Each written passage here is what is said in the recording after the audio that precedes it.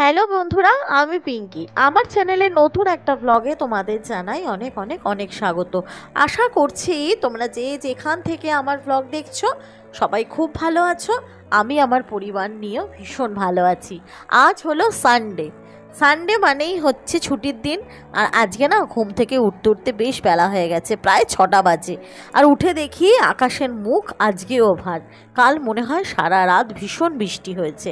তাই ঘুম থেকে উঠে বাসি কাজ কিছুটা সেরেছি, আর ভাবলাম কিছুটা বাসি কাজ তোমাদের সাথে শেয়ার করি।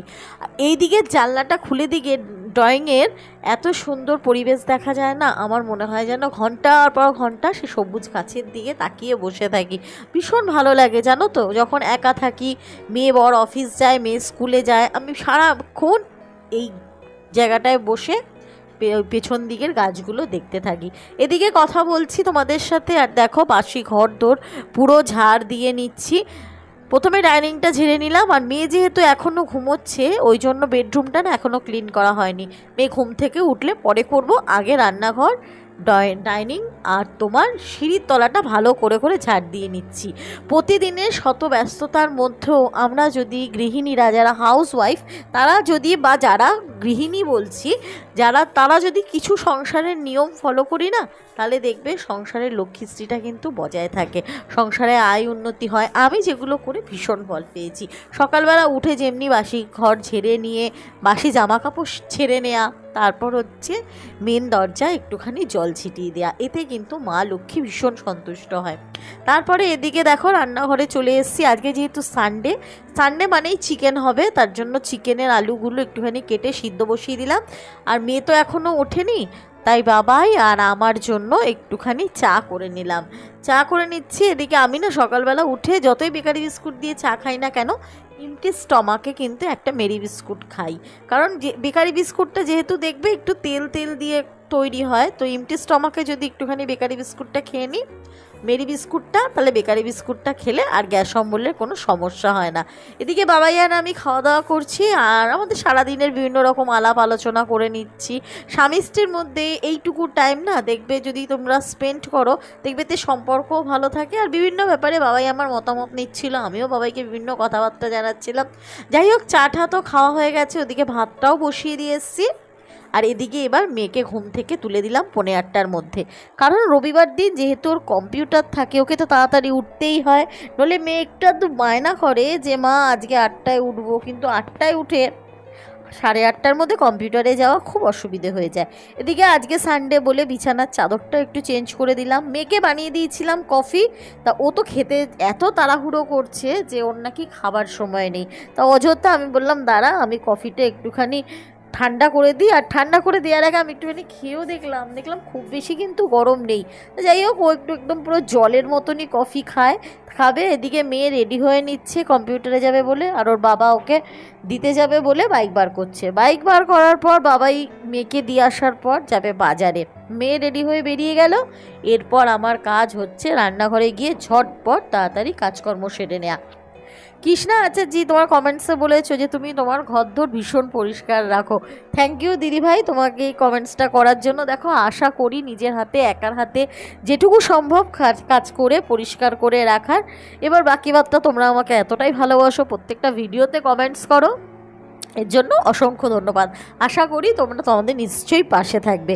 এদিকে দেখো মেয়ে বেরিয়ে গেল, দেখি ভাতটাও হয়ে গেছে। ভাতটা নামিয়ে নিয়ে না আজকে ভেবেছি একটুখানি ঢেঁড়স আলুর তরকারি করব, মাংস করবো, ব্যাস আর কিছু করব না। আর ফ্রিজে আমার শাশুড়ি মা সেই আচার তৈরি করেছিল, তো চাটনির কাজ সেই আচারই করে নেবে। আর মানসী নাথ, তুমি আমার কমেন্টস করেছো যে দিদিভাই তোমার ব্লগ দেখতে ভীষণ ভালো লাগে। মানসী, তোমাকে একটা কথা বলি বোন, যে তুমি আমার শর্টসে প্রত্যেক দিন কমেন্টস করো, তুমি দেখবে আমার বড় ভিডিওগুলো আশা করছি তোমার ভালো লাগবে। একটু দেখবে, কারণ শর্টস ভিডিও তো তোমরা দেখোই, আমি জানি, কমেন্টস পাই, তোমাদের ভিউজ দেখেই বুঝতে পারি, লাইকস দেখে। তুমি বড় ভিডিও একটু দেখবে বোন, দেখবে তোমার ভালো লাগবে। আশা করছি এই দিদিভাইয়ের বড় ভিডিও বা লাইফস্টাইল কীরকম কী চলে তোমার দেখলে হয়তো ভালো লাগবে। আজকে ঢেঁড়স আলুর তরকারিটাতে না কিচ্ছু দেবো না, সর্ষে টর্ষে কিচ্ছু না, একদম প্লেন করব। তার জন্য একটুখানি পেঁয়াজ কেটে নিলাম, আর পেঁয়াজ কেটে নিয়ে তারপরে প্লেন না পেঁয়াজের সাথে তোমার ঢেঁড়স আলুটা ভাজা ভাজা করব, আর কাঁচা লঙ্কা দিয়ে তরকারি করব। কারণ ঢেঁড়স আলুর এই সিম্পল রেসিপিটা তোমরাও করে খেয়ে দেখবে, আমার কিন্তু ভীষণ ভালো লাগে জানো তো। আর সব সময় রিচ যেহেতু চিকেনটা হবেই, ভাবলাম ঢ্যাঁড়স আলুটা একটুখানি হালকা পাতলা করে করে নিই। আর এদিকে দেখো ঢ্যাঁড়স আলুর তরকারিও হয়ে গেল। এবার ঝটপট চিকেনটা বাজার থেকে এলে চিকেনটা করে নেব। আর এদিকে এক থালা বাসন পড়ে রয়েছে জানো তো সিঙ্কে মাজার জন্য, তাই ভাবলাম যে চিকেনের আলুটা যখন সিদ্ধই আছে তো ওইটা ভাজা বসিয়ে দিই, বসিয়ে দিয়ে ততক্ষণে এইদিকে আমি কিছু বাসনপত্র মেজে নিই। সিঙ্কটা যেহেতু খুব একটা বড় না না, আর এখানে বাসন জমিয়ে রাখতে আমার ভীষণ বিরক্ত লাগে জানো তো।